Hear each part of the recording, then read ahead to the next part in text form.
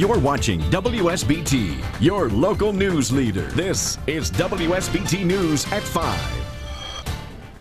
For years, when we've reported on the city of Benton Harbor, Michigan, we've often focused on its struggles, the poverty, the crime, the despair. But what you may not know about is the hope for a brighter future coming from the 100 block of Water Street. It's in Benton Harbor's growing arts district, and it's making a difference in the lives of dozens of young people.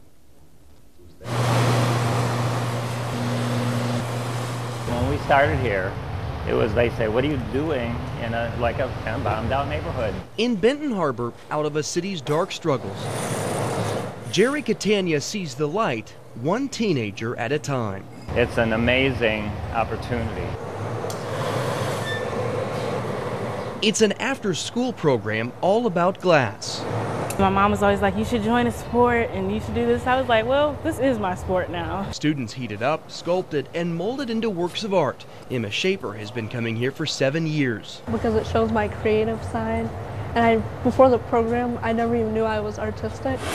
It's called Fired Up. Catania started the program along with his wife after they bought the building as an art studio. Catania, who used to teach in Benton Harbor, also wanted to give students something new and different to do after school. The Fired Up program uses glass, which is very engaging, which, if you know, when you have after-school programs and they do math and English, it's not as engaging, right? Mason Moran. Up to 24 students each school year take part, tuition-free. The only requirement, that they live in Benton Harbor and keep their grades up. So we have to bring in our report cards and show them. Sarah Hess is executive director of Water Street Glassworks, the gallery upstairs. It was the Fired Up program that brought me down here. It was such a phenomenal program, and I wanted to be a part of it.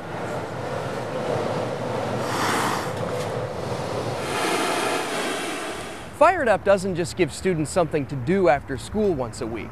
Here in Benton Harbor, one of the poorest communities in the state and the country for that matter, it's giving students opportunities. Benton Harbor was just one of those communities that really needed the help. Unemployment here in the double digits, per capita income about $10,000 a year. More than half the students who start high school don't graduate. In the late 90s, before the program started, There weren't a lot of opportunities for kids after school to find a safe place to be and learn new skills and new techniques and interact with other kids socially in a safe environment.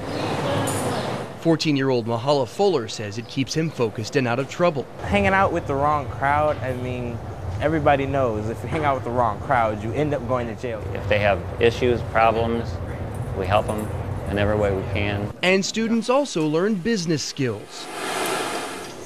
They learn how to price work, you know, what goes into pricing a work. They learn how to market the work, you know, how to merchandise it so it sells best.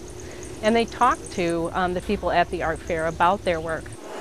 Today they also man the gelato shop next door, an extension of the program that prepares them for the future and expands the city's growing downtown arts district. We can see a lot of growth in their poise, in their communication skills, in their comfort to come to the downtown, which was kind of a scary area at one time. There was a lot of drug deals and stuff going on, and now it's not.